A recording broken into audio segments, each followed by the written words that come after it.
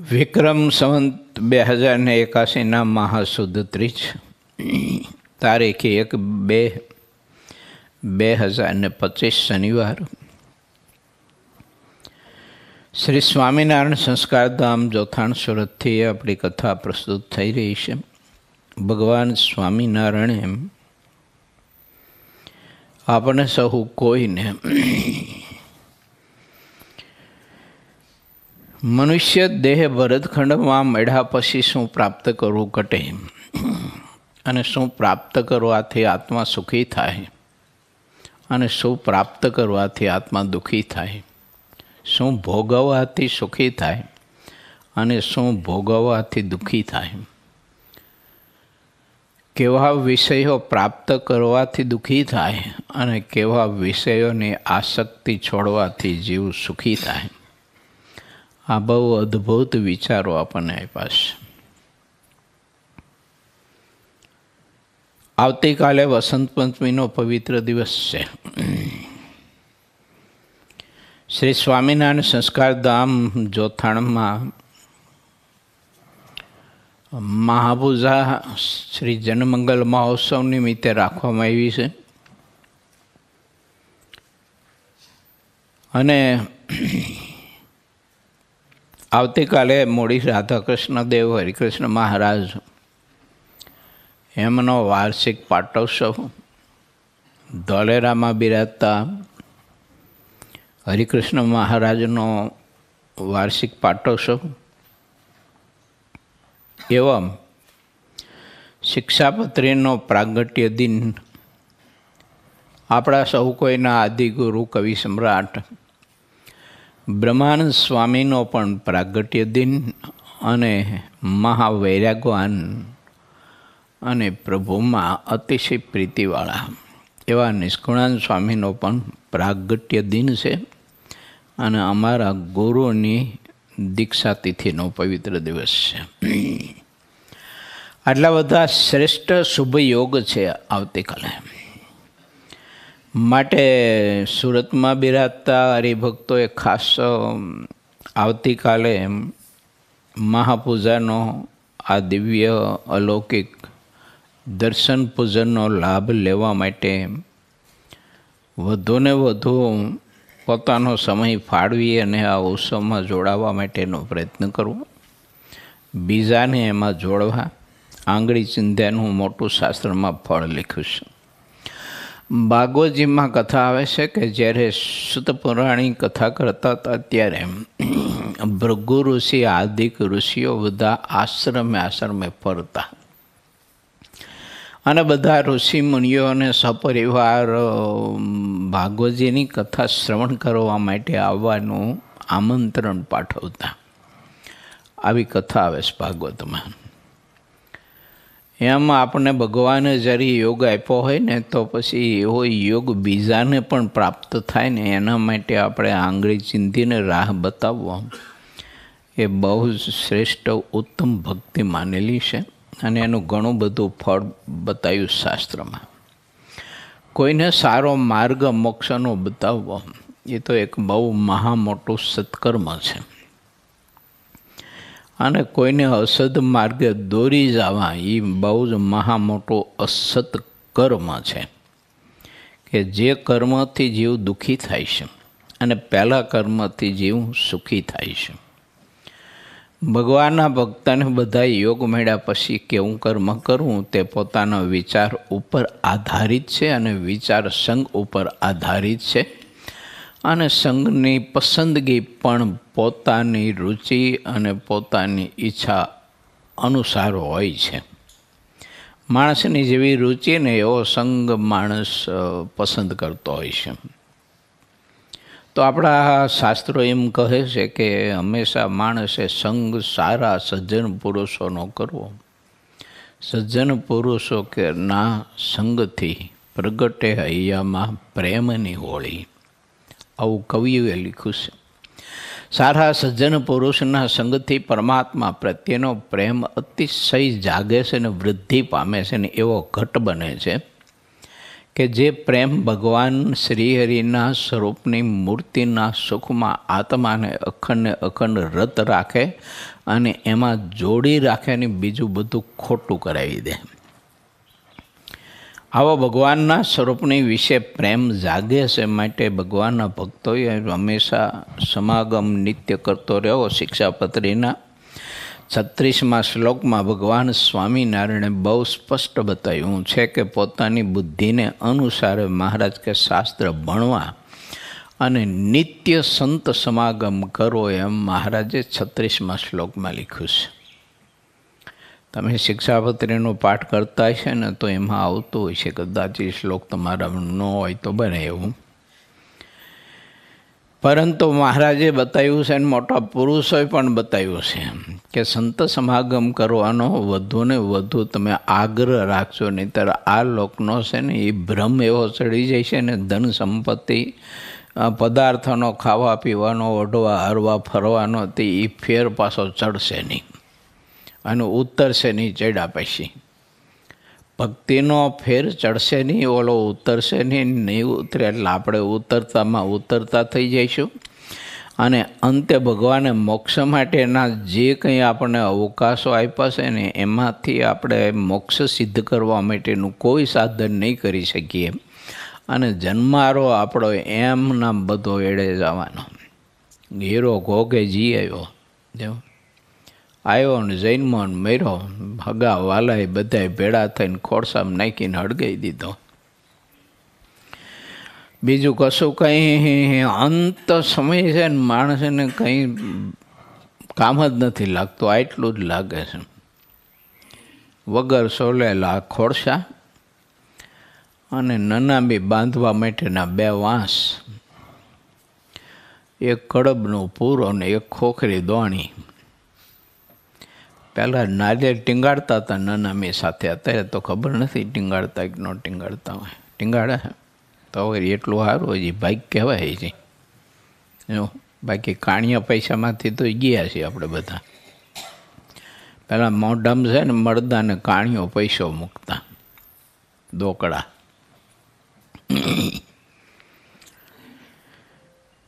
વાત છે ભગવાન શ્રીહરિની. એ મહારાજ એમ કહે છે કે આ મનુષ્ય દેહ ભગવાન ભજી અને મોક્ષ સંપાદન કરવા માટે જ દેહ ભગવાને આપ્યો છે.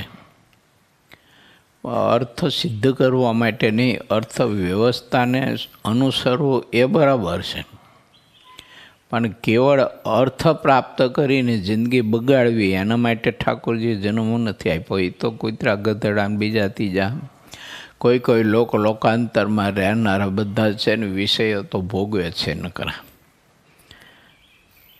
પણ મનુષ્ય દેહ વડે કરીને પરમાત્માની ભક્તિ થઈ શકે એમ જો જીવ સમજે તો.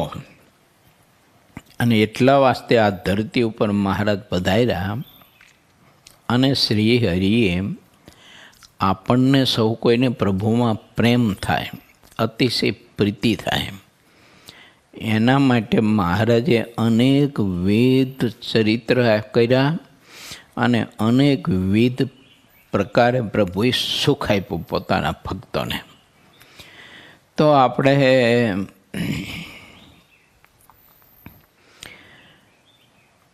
20મા પૂરના 25મા તરંગમાં ગઈકાલે આપણે સ્નાન કર્યું હતું અને મહારાજે એમાં બહુ અદ્ભુત વિચારો પોતાના જીવનથી આપ્યા આપણને સૌ કહીને.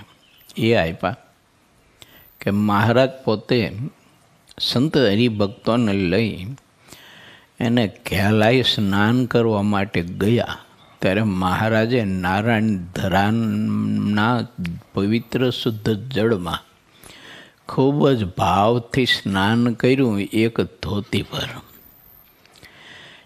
ધોતી પર મહારાજ સ્નાન કરતા હતા અને ત્યારે મહારાજના શરીરમાં સ્નાન કરવા ગયા પહેલાં ભક્તોએ ખૂબ જ ભાવથી આખા શરીરે ચંદનનો લેપ કર્યો હતો, કેસરીયુક્ત ચંદનનો. એ કેસરીયુક્ત ચંદનનો લેપ કર્યો હતો અને પછી મહારાજ જ્યારે એમાં સ્નાન કરવા માટે ગયા નારાયણ ધરામાં ત્યારે એ જળ કેસર યુક્ત ચંદનથી એટલું બધું સરસ મજાનું સુશોભિત બન્યું.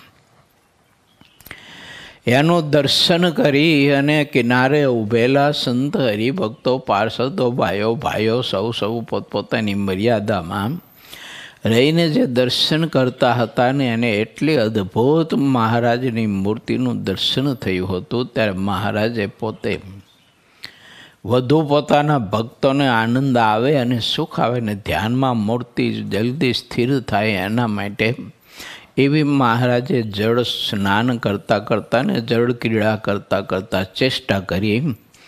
તો મહારાજ પોતે જળ ઉપર હાથ આમ લાંબા કરી, પહોળા કરી અને બંને ચરણ પોતાના લંબાવી અને જળ ઉપર મહારાજ છે ને જળ સૈયા ઉપર પોઢ્યા. જેમ માણા પથારીમાં પોઢે ને હોય ને એ રીતે જળ ઉપર મહારાજ સૂતા. પણ આશ્ચર્યની વાત એ હતી કે જળથી પણ મહારાજનું શરીર એક વેંત જેટલું છે ને અધર પધર રહેતો હતો. આમ અવકાશમાં જળ અને શરીર અડે નહીં એ રીતે મહારાજે ઘણી વાર દર્શન આપ્યું. અને એ મહારાજના શરીરના અંગમાંથી એટલી બધી તેજની કિરણો ચારેય બાજુ આમ પ્રકાશ ફેલાવી રહી હતી ને એટલે ઓલો સૂર્યનો જે પ્રકાશ હતો ને એ એમાં ઢંકાઈ ગયો. એટલે સૂર્યનો પ્રકાશ સાવ ઢંકાઈ ગયો અને મહારાજની મૂર્તિના શરીરના છિદ્રમાંથી તે જે તેજની કિરણો ચારેય બાજુ પ્રસરી રહી હતી અને એટલું બધું શીતળ, શાંત અને થોડું દૂધ જેવું તેજ આખા ધરામાં અને કિનારે આજુબાજુમાં ને એટલું બધું પથરાઈ ગયેલું. અને એ દર્શન કરતાની સાથે બધાના ચિત્તમાં મહારાજની મૂર્તિ એવી છપાઈ ગઈ તે ત્રણેય અવસ્થામાં મહારાજની મૂર્તિ એ જળ પથારી ઉપર, જળ સૈયા ઉપર મહારાજ પોઢેલા એને અદ્ભુત દર્શન કરીને સુખ આવતો હતો. આવું મહારાજે એને એ નારાયણ ધરામાં પોતાના ભક્તોને મહાદિવ્ય અલૌકિક સુખ આપ્યું. અને ગોળ ને ઊંડી સરસ મજાની મહારાજની નાભી અને નાભીમાંથી જાણે આમ પ્રકાશનો મોટો ફુવારો એમાંથી ઉછળતો હોય તેજનો. ઓલું ન કરે ભોં કોઠી કરે ને ફૂલ કરી ભોં કોઠી કરે ત્યારે હળગાવે ત્યાર પછી એમાંથી ન બધી ઘણી બધી જ આમ તીખારાઓ બધા ઝરે એમના અગ્નિના. એ રીતે મહારાજની નાભીમાંથી આમ તેજનો ધોધ આમ છૂટે અને એ તેજની કિરણો એવી ભોં કોઠીના પ્રકાશની આમ ચારે બાજુ ફેલાય અને એટલે બધે ઊંચે સુધી છે ને એ તેજની કિરણો બધી દર્શન થાય. આ બધું દર્શન કરીને હરિભક્તો તો એટલા બધા આશ્ચર્ય મુગ્ધ થઈ ગયા. આવો મહારાજે મહાદિવ્ય અલૌકિક આનંદ પોતાના ભક્તોને આપ્યો.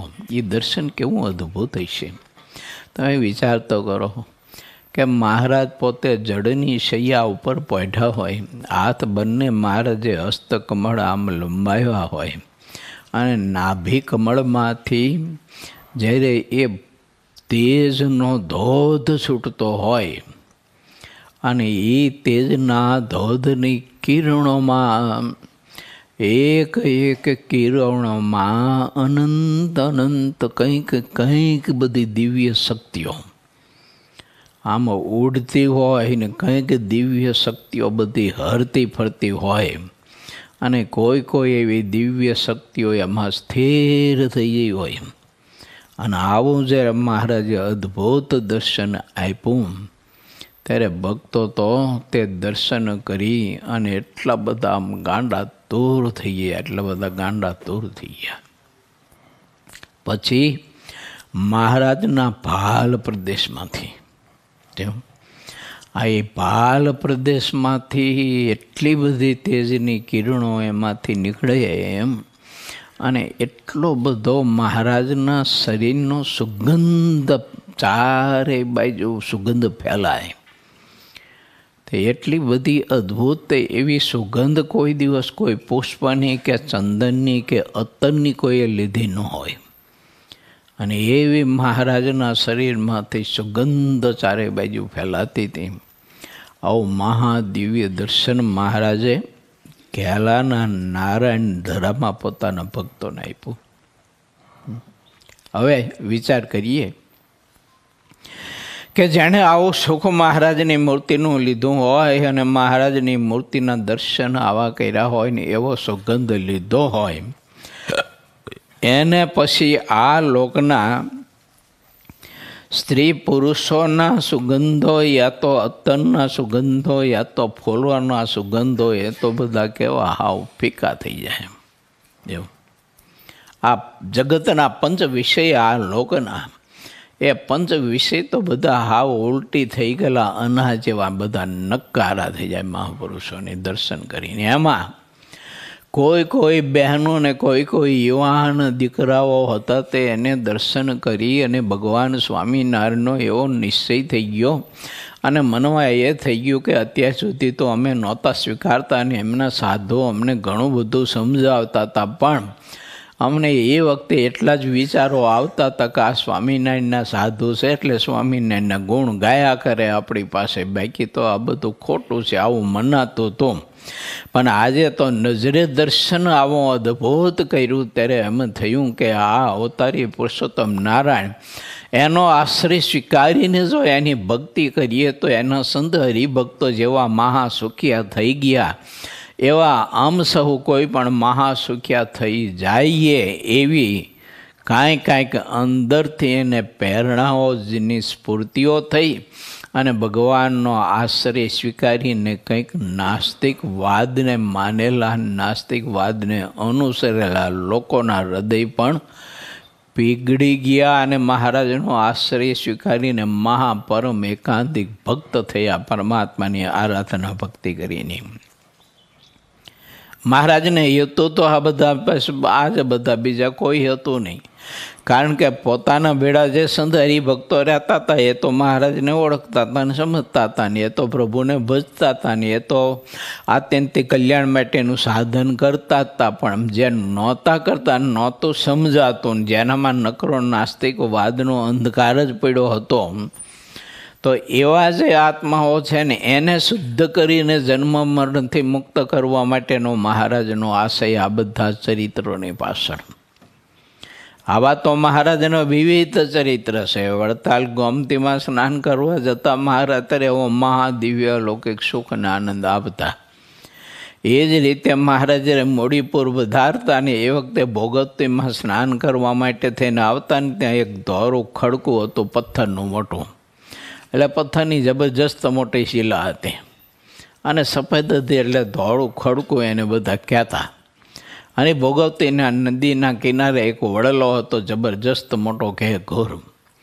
અને મહારાજ પરમહંસો સહિત જ્યારે સ્નાન કરવા માટે આવતા ને ત્યારે વડલાની શાખાઓ કહેતા એની ડાળો છે ને એટલી બધી લાંબી હતી અને ભોગવતી નદીના જળમાં પણ લાંબે સુધી લંબાઈ રહેલી. ત્યારે મહારાજ પોતે એક ધોતી પહેરી અને ધોતીનો બરાબર કસોટો મજબૂત વારી અને વડલાની ઊંચામાં ઊંચી ડાળ ઉપર મહારાજ ચડી અને એ ડાળથી પછી એ ભોગવતી નદીના જળમાં મહારાજ એની ધૂમકો મારતા ને એના જળના છાંટા જેને ઉડતા અને એ જળના છાંટા જેને સ્પર્શતા ને તે આત્માઓ મનુષ્ય તો ખરા જ, પણ આજુબાજુ કોઈ પશુ હોય કે પક્ષીઓ કોઈ હોય કે કીડા મકોડા હોય અને એને જો એ જળનો સ્પર્શ થયો ને તો એ બધા છે ને એ સત્સંગમાં ભગવાનના ભક્ત થવા માટેના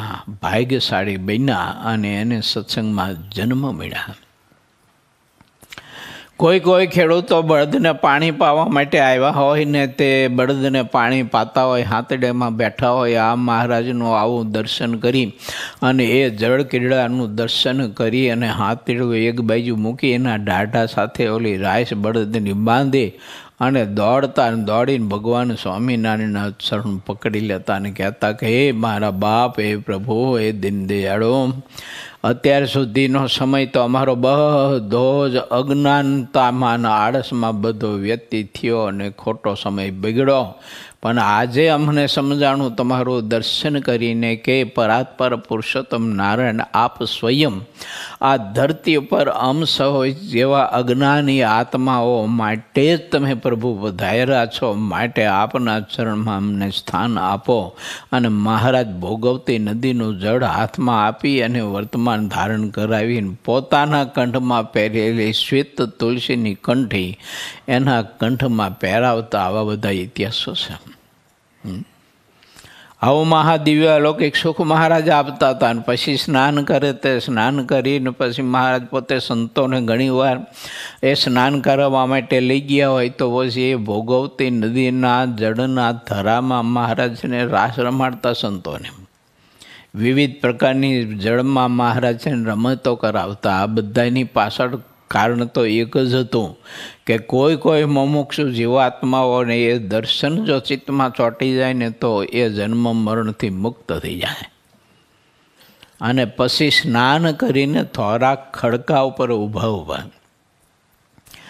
મહારાજ પોતે જે ધોતી પહેરી હોય એનો એક છેડો લાંબો કરી અને ખૂબ નીચવી 3-4 વળો કરી અને નીચોવીને પછી એ ખેસના છેડાથી, એ ધોતીના છેડાથી પોતાનું શરીર સારી રીતે મહારાજ લૂસીને અને પછી કોરું વસ્ત્ર સફેદ ધોતી મહારાજ એવી તાણી અને પહેરતા.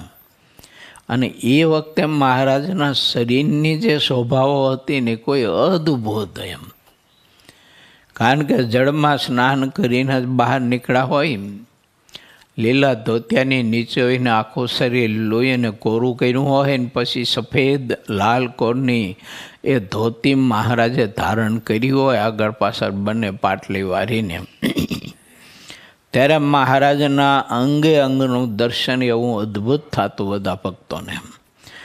મસ્ત કમળ, બાલ પ્રદેશ, નાસિકા, બંને નેત્રો, બંને ગાલ, કપોળ, બંને અધરષ્ટ, છાતીનો ભાગ, ઉદરનો ભાગ,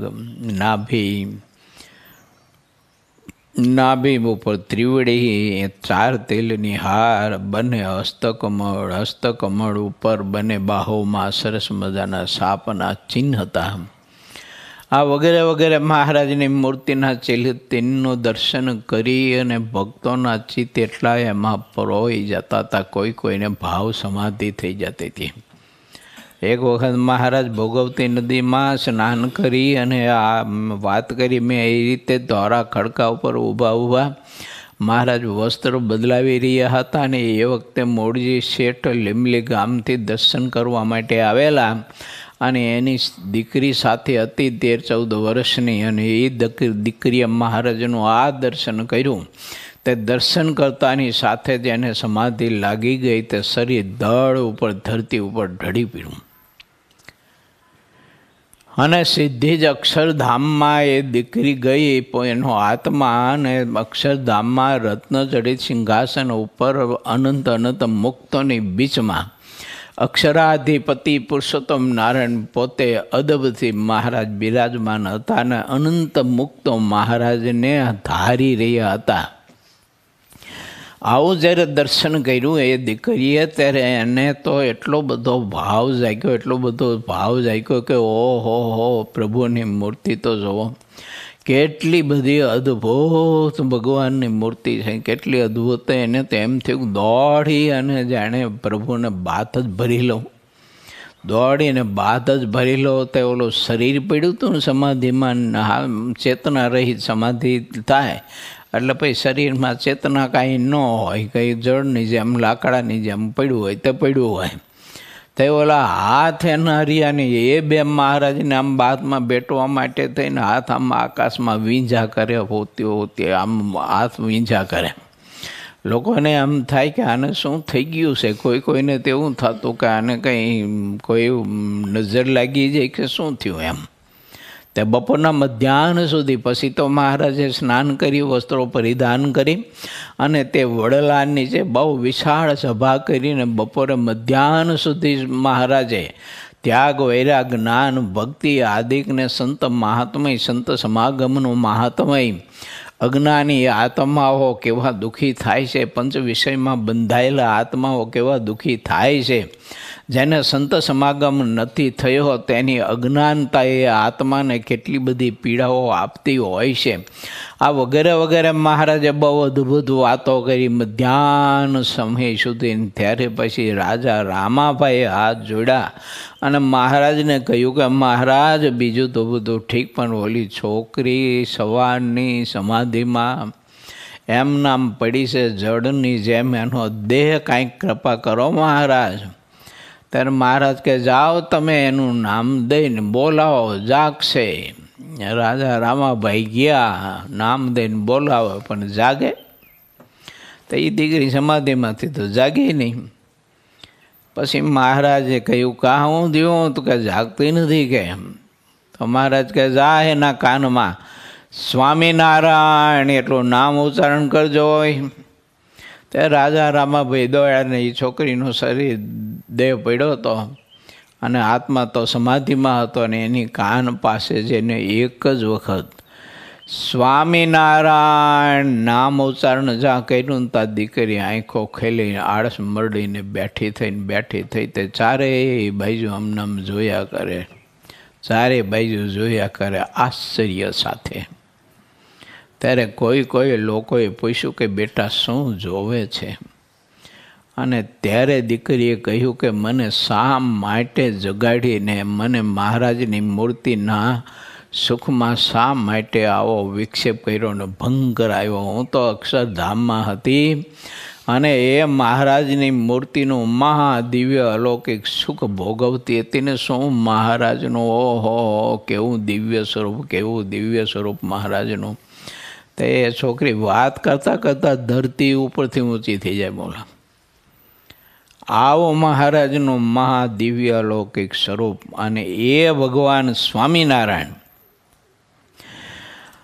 આપણને સહુ કોઈને એવું કહે છે કે એક જ વાર સ્વામિનારાયણ એવું નામનું ઉચ્ચારણ કોઈ પાપીમાં પાપી જીવ હોય ને એનાથી થઈ જાય તો એના બધા જ પાપ બળી જાય ને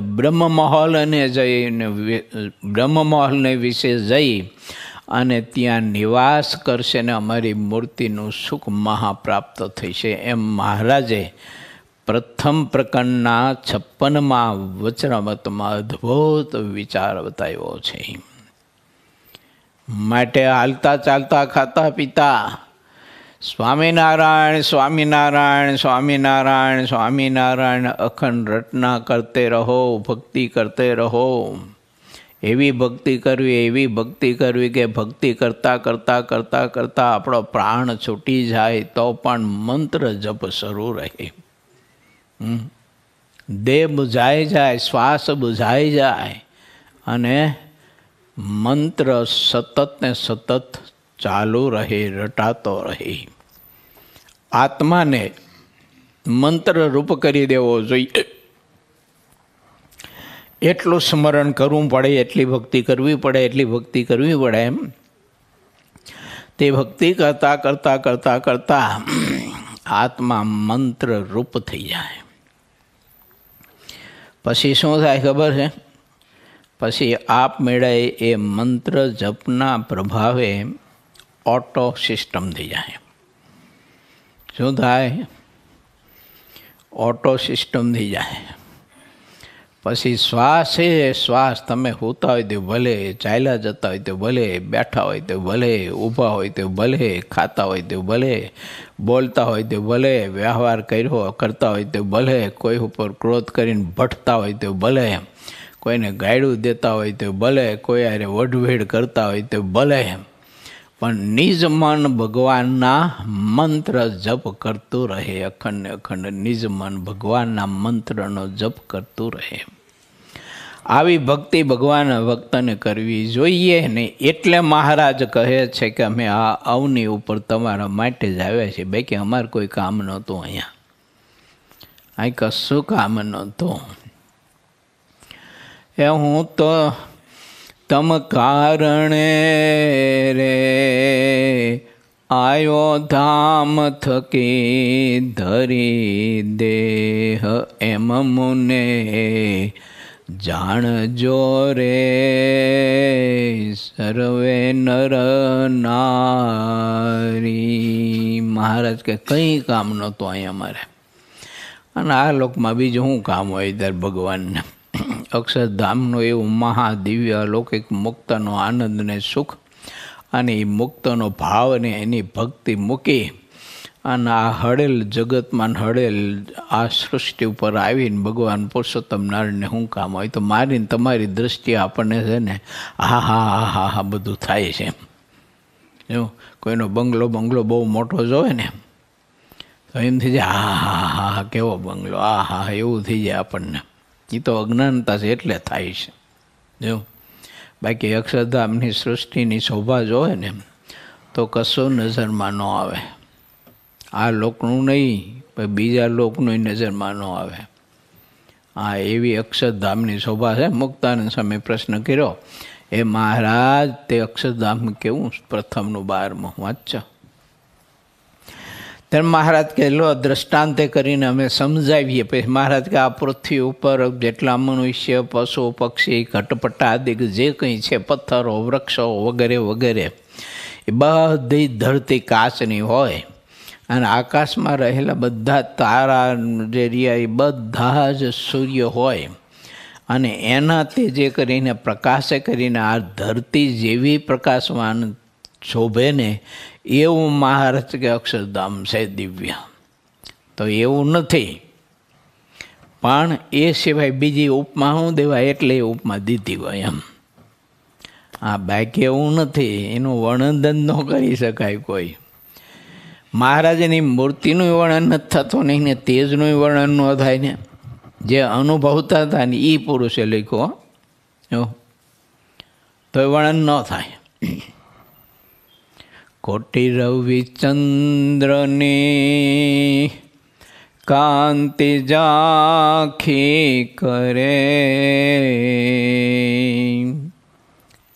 કરોડો સૂર્ય અને ચંદ્ર એના તેજને ઝાંખું કરી, એનું તેજ આમાં બધું તેજ સમાઈ જાય છે. એમાં ભગવાન પુરુષોત્તમ નારાયણની મૂર્તિના તેજમાં લઈ પામી જાય. અને એ પરમાત્મા સાથે જો તું પ્રીતિ કરીશ, એનો સંબંધ બાંધીશ, એને તારો ખરેખરો મિત્ર બનાવીશ, એનો મિત્ર તું થાઈશ, એનો સંબંધી તું થાઈશ, એને તારો સંબંધી બનાવીશ, તો તે મૂર્તિ કોટી રવિચંદ્રની કાંતિ ઝાંખી કરે એવું સ્વરૂપ તારા ઓર વિશે ભાસે. તારા હૃદય કમળમાં એ મૂર્તિ વિરાજમાન થશે અને મહાદિવ્ય સુખ અને આનંદ આપશે પ્રભુ. આવું અદ્ભુત દર્શન મહારાજે આપણને સૌ કોઈને આપ્યું, હું કરાવ્યું ને સિદ્ધાનંદ સ્વામીએ એ દર્શન પ્રસાદ મારા તમારા માટે આ શ્રી હરિચરિત્ર ગ્રંથ છે ને, આ સરસ મજાનો આવો મહાવિશાળ, તો એ આ ગ્રંથ રૂપી છે ને એ સુવર્ણની જબરજસ્ત મોટી એક પેટી અને એમાં મારા તમારા માટે એ દર્શન પ્રસાદ એમને હંગરીને રાખ્યો. જો પણ એ પેટી ખોલીને આપણે દર્શન કરવા જોઈએ. આ ગ્રંથ વાંચવો પડે એમ મારી વાત કહેવાની છે. જો ખૂબ ભાવથી સત્વગુણમાં રહીને આ ગ્રંથનો અભ્યાસ કરવો જોઈએ. અનેકવિધ ચરિત્રો ભગવાનના સ્વામી લખ્યા છે. ચાલો એમાં આપણે આગળ ગતિ કરીએ. પૂર 22મો, તરંગ 26મો. સંતો, વર્ણી અને કાઠી વગેરે હરિભક્તોની સાથે શ્રીહરિ ગંગા સ્નાન કરવા ગયા અને કર્યું. શ્રીહરિ ઉન્મદ ગંગામાં સ્નાન કરવા બધાયરા તેમ જાણીને દરબાર જીવા ખાચર તથા તેના ભાઈ મોડું ખાચર તે બંને પોતાના પુત્રોને સાથે લઈ અને જલ્દીથી ત્યાં આવ્યા. પછી શ્રીહરિ સાથે નાહવા લઈ ગયા અને પ્રેમમગ્ન થઈ ગયા. તે સમયે દરબાર દાદા ખાચર પણ શ્રીહરિની સાથે નાહવા લાગ્યા. તે સિવાય બીજા પણ કોણ કોણ ભક્તો શ્રીહરિ સાથે નાતા હતા? તો દાદા ખાચરના મામા ઘેલા ધાતલ હતા. અમરા કહર તથા અલૈયા કહર તે બંને ભાઈ તથા અમરાના પુત્ર જીવો તથા મેપો એ બંને હતા. નાજા જોગ્યા તથા તેમના પુત્ર દાહા જોગ્યા વગેરે શ્રીહરિની સાથે ઉત્સાહભેરા નાતા હતા. ઉકા ખાચર તેમના પુત્ર વાલેરા ખાચર અને ઉકા ખાચર નાના ભાઈ લાખા ખાચર પણ નાતા હતા. તેનાથી પણ નાના તેના ભાઈ નાન ખાચર હતા, જે શ્રીહરિના અશ્વની સેવા કરતા હતા. વળી નાગમાલા કે જે દાદા ખાચરના બનેવી હતા તે સૌ શ્રીહરિની સાથે નાહવા લાગ્યા. અને માત્રા પટગીર પણ શ્રીહરિની સાથે નાહવા લાગ્યા. અને બધા કાઠી હરિભક્તો દાદા ખાચરના સંબંધી હતા તે બધા શ્રીહરિની સેવા કરવા માટે કહે તેમ પ્રેમથી કરતા હતા. કોઈ ડાપણ નહોતું વાપરતા હો આપણી ઘોડે. જેમ કહે તેમ જેની આજ્ઞામાં રહેવાનું કહ્યું એની આજ્ઞામાં રહીને સેવા પરિચર્યા વ્રત તપ અને ભક્તિ કરતા બધા ભક્તો. એને સમજાઈ ગયું હતું કે અંતે તો ભગવાનને રાજી કરવા છે આપણે. એટલે ઠાકોરજી જેની આજ્ઞામાં રહેવાનું કહે તેની આજ્ઞામાં આપણે રહેવું એમ. અને હાથ જોડી અને દિન આધીન થઈ અને જે બતાવે તે સેવા પરિચર્યા કરવી. આ બધા નેત્ર છે ને બહુ બુદ્ધિશાળી તો હતા જ છે. એવું હોશિયાર હતા, બુદ્ધિશાળી હતા, ધનવાન હતા, પ્રતિષ્ઠિત પુરુષો હતા. અને ઘણી બધી ગામમાં અને બીજે ત્રીજે લોકોની પ્રતિષ્ઠા હતી. જ્યાં જાય ને ત્યાં સન્માન બહુ થતા હતા અને લોકો ઊભા થઈ જતા અને સ્થાન આપતા અને બેસવા માટે સારા આસનો આપતા. આવું બધું સન્માન પણ એ ભોગવતા હતા અને મળતું હતું. પણ તેમ છતાંય એને ભગવાન શ્રીહરિનું સ્વરૂપ સમજાયું એટલે હાથ જોડી દિન આધીન થઈને રહેતા હતા કે જે મહારાજ તમે જેની આજ્ઞામાં વર્તવાનું કહો ને એની આજ્ઞામાં અમે એના કિંકર થઈને વર્તશું. અને વર્તતા હતા. એનું કોઈ ડાપણ બાપણ નહોતા વાપરતા. આપણે કંઈ ખરા પણ પાછું ડાપણ એ વાપરી ખરા ભેગું ભેગું. બે આપણું ભેગું હાલતું હોય. બીજા પણ ગઢપુરના હરિભક્તો શ્રીહરિની સાથે નાતા હતા. ચિંચાવદર ગામના અલૈયા ખાચર તથા જેઠસુર ખાચર તે બંને ભાઈ હરિભક્ત હતા. તે પણ શ્રીહરિની સાથે નાહવા લાગ્યા. શ્રીહરિને રાજી કરવા માટે જ આ જેઠસુર ખાચર પ્રેમે કરીને લલકાર કરી રહ્યા હોય તેમ સ્વામિનારાયણ સ્વામિનારાયણ એમ મુખથી બોલતા. વળી શ્રીહરિને જેમ ગમે તેમ બીજી અપાર રમૂજ પણ કરતા. આ જેઠસુર ખાચર જેવો સમય હોય ને તેવી રમૂજ કરતા. તેઓ સમય પારખવામાં નિપુણ હતા. સમય પ્રમાણેની રમૂજ કરવામાં કેટલાક અન્ય કાઠી હરિભક્તો પણ નિપુણ હતા. જેમ રાજાની આગળ નટો રમૂજ કરીને હરેક વાતે રાજાને રાજી કરે છે તેમ શ્રીહરિને પ્રસન્ન કરનારા કેટલાક હરિભક્તો હતા. તે ભક્તો કે જેને મેં દેખાશે તેમના હવે હું નામ કહું છું. નાગડકા ગામના સુરા ખાચર, વાંકિયા ગામના મોકા ખાચર અને બોટાદના માત્રા ધાધલ એ બધા શ્રીહરિને આગળ યોગ્ય સમય પર રમૂજ કરતા. શ્રીહરિ જ્યારે નાહી રહ્યા અને પાણીથી બહાર આવ્યા ત્યારે રૂમાલ વડે સર્વ અંગો લૂસવા માંડ્યા અને એક અંગ પણ લૂછ્યા વગરનું રહ્યું નહીં. પછી કોરો ખેસ પહેરીને જરિયાની સુરવાટ પહેર્યો. તે રંગબેરંગી હતો. તેની નાડી રેશમની હતી. તે નાડી પણ રંગબેરંગી હતી ને લટકી રહેલી એ નાડી અતિ સોહામણી લાગતી હતી. પછી સુંદર જરિયાની જામો પહેર્યો.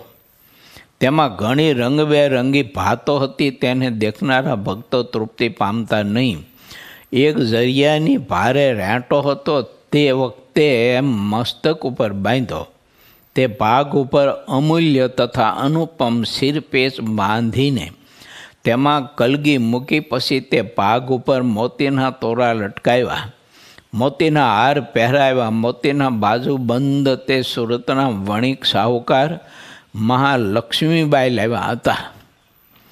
સુરતમાં લક્ષ્મીબાઈ હતા ને બહુ પ્રેમી હતા. મહારાજમાં અતિશય સ્નેહને હતો એમને. આપણે અહીં કથા કરીને 5 દિવસની સુરતના ચરિત્રોની તેથી આ કથા મેં લીધી હતી લક્ષ્મીબાઈની. મહારાજમાં એટલો બધો ભાવ હતો. તે એટલા બધા ભાવથી ને અતિ પવિત્રપણે રસોઈ બનાવીને મહારાજને ઘણીવાર પોતાને ઘેરે એમને જમાડેલા. અને ઘણીવાર મહારાજ રુસ્તમબાગમાં હોય ત્યારે મહારાજની ઈચ્છા હોય કે અમારે તો આજે આ રુસ્તમબાગના આ બગીચામાં બેસીને જમવું છે બધી કુદરતી વાતાવરણમાં. ત્યાં લક્ષ્મીબાઈ પોતાના ઘેરથી સારો એવો સ્વાદિષ્ટ થાળ બનાવીને મહારાજ માટે લાવતા, મોટો જબરો ખૂમચો ભરીને. અને અનેક બધી વાનગીઓ અહીં સુરતની એ જમાનામાં પ્રખ્યાત જે હોય ને ખાવા પીવાની, એ બધી વાનગીઓ બનાવી અને મોટો થાળ લાવીને આપતા. મહારાજ પોતે રુસ્તમબાગમાં એ બગીચામાં કોઈ વૃક્ષ નીચે બેસીને શીતળ છાયા નીચે મહારાજ પોતે ભોજન કરતા ને એ દર્શન કરીને લક્ષ્મીબાઈ એવા કૃત થઈ જતા. બીજા ભક્તો પણ શ્રીહરિનું દર્શન કરી અને એટલા બધા કૃત થઈ જતા. પછી મહારાજને જ્યારે સંકલ્પ થાય ને ઊભા થાય મહારાજ, ત્યારે પછી જે થાળમાં મોહન થાળ કે આ તે બધું બનાવ્યું હોય ને તો એના 2-4 ઢેખાડા લે મહારાજ. અને એ મોહનથાળના 2-4 ઢેખાડા લઈ અને ગોર કરી અને પછી આમના બધે બગીચામાં બધે મહારાજ વેરતા જાય. થોડું બધે નાખે. ઓલા કીડા મકોડા બધા છે ને એ સુગરવાળું ગળપણ જો ખાય અને ટબા જેવા થાય. મહારાજ કે આ બધાને સત્સંગમાં જન્મ મળશે હવે કે. આવી રીતે મહારાજે છે ને કીડા મકોડાને કલ્યાણ કર્યા. બોલો, સર્વ જીવ હિતાવહ. ખાલી માણસનું જ કલ્યાણ કરવા માટે મહારાજ પધાર્યા હતા આ ધરતી ઉપર એવું નથી, પણ જીવ પ્રાણી માત્ર દેહધારી માત્રનું કલ્યાણ કરવા માટે આ ધરતી ઉપર પધાર્યા હતા. એટલે મહારાજની આવી અમુક પ્રકારની ચેષ્ટામાં તો કંઈક જીવના છે ને પ્રારબ્ધ બદલાઈ જતા. અને એના કઠિનમાં કઠિન પ્રારબ્ધ હતા કે વારંવાર નકરા કીડા મકોડાના અને પશુના દેહ આવે એવા કઠિન પ્રારબ્ધ તે આત્માઓના. પણ એ બધા જ ફેરાઓનો બધો ફેરો ટાળી અને મહારાજ એને સત્સંગમાં જન્મ મળે ને એવો સંકલ્પ કરતા. અને એના માટે મહારાજ પોતાના હાથે પ્રસાદ આપતા. આવી ઘણી બધી કથાઓ છે. મહારાજ પક્ષીઓને ચણ નાખતા. એક વખત સુરાજબા હતા કચ્છના, મહારાજને ચણ નાખતા જોયે એટલે મહારાજને હાથ જોડીને કહ્યું, પ્રભુ તમારા હાથનો આ અન્નનો કણિકો આ બધા પક્ષીઓ જમે તે પક્ષીનું ભાગ કેવું? મહારાજ કે બધા સત્સંગમાં જન્મ ધારણ કરશે પણ કચ્છમાં. એવું પછી મહારાજ કે અમારા હાથનું કેટલું એ જમે? તો કે આજથી તમે પણ અનાજ નાખજો, ચણ નાખજો પક્ષીઓને, અને એ પક્ષીઓને તમે જે ચણ નાખશો ને એ બધાય પણ સત્સંગમાં જન્મ ધારણ કરશે અને કચ્છ પ્રદેશના ખરેખર સત્સંગી થાય છે. આજે ઘણા બધા એવા ભક્તો આપણને કચ્છના જોવા મળે છે. એની પાસે ધન સંપત્તિ ઘણી, પૈસો ખૂબ, પણ એ આપણી જેમ ખાવા પીવામાં મોજ શોખમાં પૈસો ન વાપરે. જીવન એકદમ સાદું સિમ્પલ. એ લોકોનો અમુકને લગ્ન પ્રસંગ હોય ને, તો લગ્ન પ્રસંગમાં બોલો ખીચડી તો હોય જ. અને ગમે તેવો મોટો પ્રસંગ હોય ને તો પંક્તિ તો પછી હેઠે બેસીને જ જમવાનું બધાને. એવું એટલે ભુજમાં મોટો ઉત્સવ કર્યો ને 200 વર્ષનો, તો એ બધા પંક્તિ બધને બધા જ બહેનો જ પીરસે પાછા. બહુ અદ્ભુત છે, એમાંથી લીધા જેવું છે આપણે લઈએ તો. એવું રજોગુણમાં પૈસો જરાય નહીં, સત્સંગમાં વાપરવામાં કોઈ દિવસ હાથ પાછો નહીં એનો. કોઈ પણ પ્રત્યેક આપણા મંદિરો જોવો ને તો કચ્છી હરિભક્તોની સેવા હશે ને હશે જ બધા જ મંદિરોમાં. કારણ કે ધન સંપત્તિ ખોટા માર્ગે બહુ ઉડાડે નહીં. અને ગમે ત્યાં તમે જાઓ, મંદિરો હોય દેશ વિદેશમાં બધે, તો આખો પરિવાર સવારમાં મંગળાની આરતીમાં આખો પરિવાર, નાના નાના ટાબરિયા બાબરિયા બધા જ. એવું અને વિદેશમાં હોવા છતાંય પણ નાના નાના છોકરો હોય ને તો ચોટલી બોટલી રાખે, તમે જુઓ તો સરસ મજાની આવડે વળી મોટી. એમ અને આપણને હિન્દુનું પ્રતીક છે ને શીખાય, એ રાખવું તો આપણને શરમ થાય એમ. અને એ લોકોને કાંઈ નહીં, ને તો અહીંયા અમુક સ્કૂલના કાયદા, ત્યાં ચોટલી ન રાખી શકો, તિલક ચાંદલો ન કરી શકો, કંઠી ન રાખી શકો. અમારા આ બબકાદાર તિલક ચાંદલો કરીને જાય પાછા. અને આખું મંદિરો સવારમાં આખું મંદિર ભરાઈ જાય, ગામડાઓમાંય પણ. અને કથા પૂરી થાય એટલે 5 મિનિટમાં આખું મંદિર પાછું ખાલી ઘડીકમાં. પછી હવાના કામ ધંધે જાય બધા. વાડીઓમાં બહુ તો રહેનારા ઘનશ્યામજીવન સ્વામી, પુરાણી સ્વામી હતા ને, ત્યારે માંડવી જેવો 1 મહિનો રોકાયો હતો ને, બહુ દર્શન કર્યા છે. એટલે સ્વામી કહેતા હલો હરિભગતના કીર આપણે જવું પધરામણીએ, એટલે વાડીઓમાં જવાનું પધરામણીએ. અને એ વાડીઓમાં બધું આવે, શાક બકાલો આવે, ફળ ફૂલ હોય બધું જ. પણ પરિવારમાં ખાવામાં ઉપયોગ આવે ને વપરાય એટલું જ, બાકી બધું મંદિર ભેગું થાય, વેચાય નહીં. એવું એટલે આ આપણે દેખાય એમ કે મહારાજના હાથનું કણ ખાધું છે ને, એ દેખાય. આપણે કાનું હાથનું ખાધું છે ખબર નથી હવે. એટલે તો આપણે હોટલનું ખાઈએ છીએ ને આપણે, એટલે કોઈ કંઈ ખાતા હોય એની વાત છે.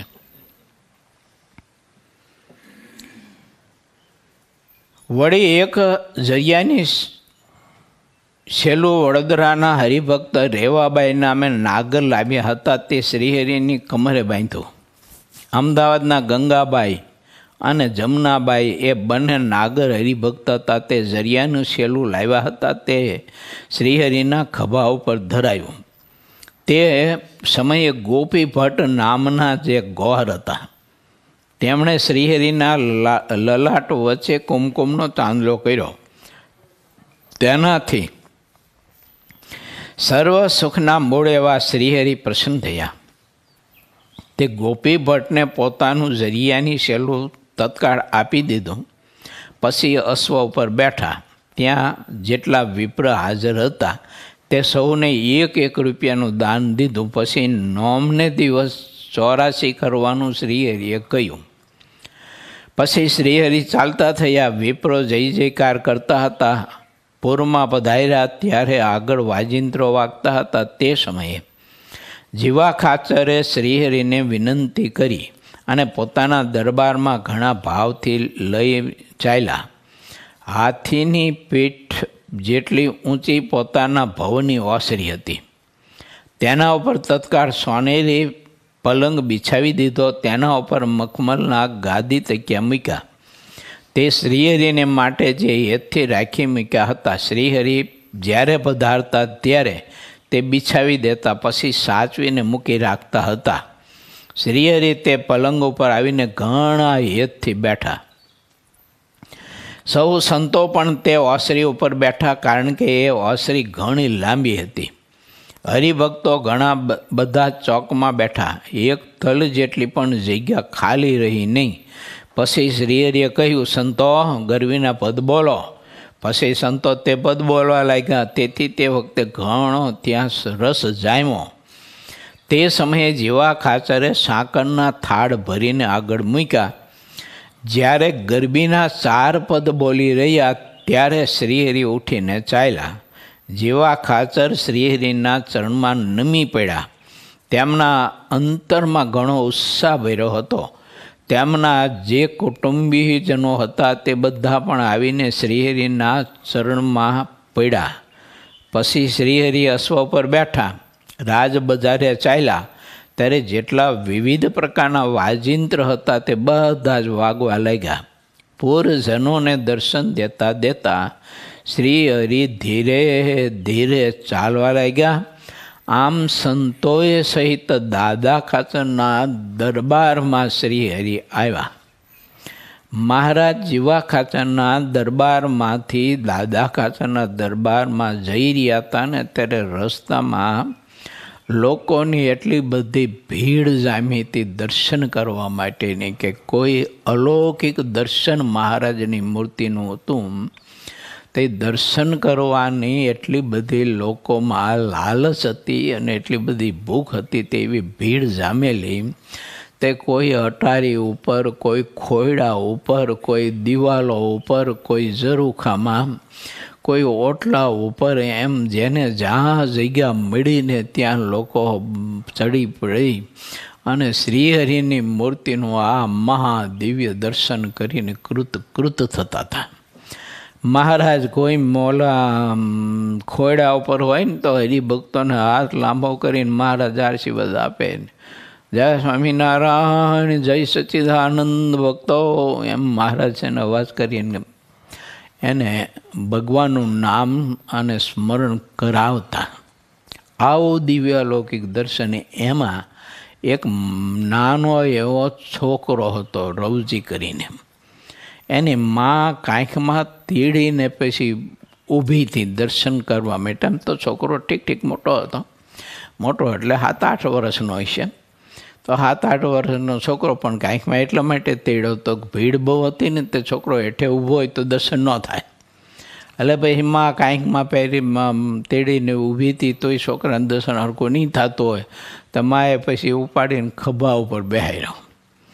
અને ખભા ઉપર બેસાડીને પછી છોકરાને મહારાજનું એવું દિવ્ય દર્શન થયું ને ત્યારે શ્રીહરિ નીકળ્યા હતા ને દર્શન દેવા માટે. તે મહારાજ ચાલતા નજીક આવ્યા ને ત્યારે છોકરાએ હાથ આમ લાંબો કર્યો. ખબર નહીં હવે કુદરતી ગમે તેમ હાથ લાંબો કર્યો હોય છે ને. તે મહારાજે પોતાનો હસ્તકમળ આમ લંબાયો. તે મહારાજ તો દૂર હતા એથી 20-25 લગભગ ફૂટ જેટલા છે. પણ મહારાજનો એટલો બધો લાંબો હાથ જોયો ને તે લોકોને આશ્ચર્ય થઈ ગયું કે હા સ્વામિનારાયણનો હસ્તકમળ તો જુઓ, એ આમ જુઓ કેટલો લાંબો હાથ, કે કેટલો લાંબો હાથ. એમ કરીને મહારાજે છે ને ઓલા છોકરાના હાથ સાથે પોતાનો હસ્તકમળ મહારાજે છે ને અડાડીને આમ હાથ મિલાવે ને એમ હાથ મિલાવીને આમ છોકરાનો હાથ હલાવી અને મહારાજે એટલો બધો રાજીપો વરસાવ્યો અને તે છોકરાને આવો મહારાજે આનંદ અને આવો પ્રેમ આપ્યો ને એ જોઈને એની માને સમાધિ લાગી જાય. બોલો. અને એની માને સમાધિ લાગી જઈ તો એનું માનું શરીર તો દઈને ધરતી ઉપર ઓલા ઓટલા ઉપરથી હેઠે પડી ગયું.